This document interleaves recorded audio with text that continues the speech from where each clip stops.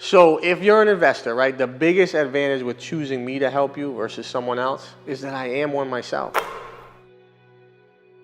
It is almost impossible for a realtor to give you advice to be an investor when they're not an investor.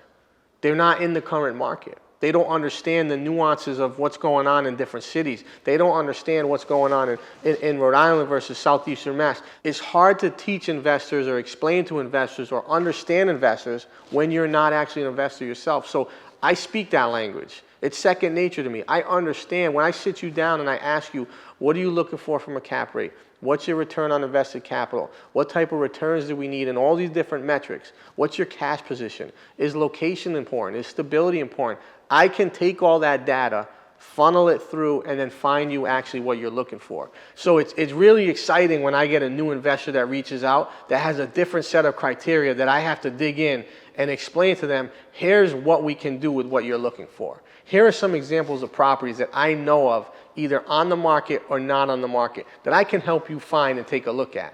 You know, it's the ins and the outs of the different locations that I can help with as well. Like, I know what's gonna come into Providence or Pawtucket before most of the investors know. I know what an out-of-state investor doesn't understand about Rhode Island, and that's where my expertise can really come into play. And even more simplistic than that is I have a vast network of lenders, attorneys, wholesalers, people to help you with the process.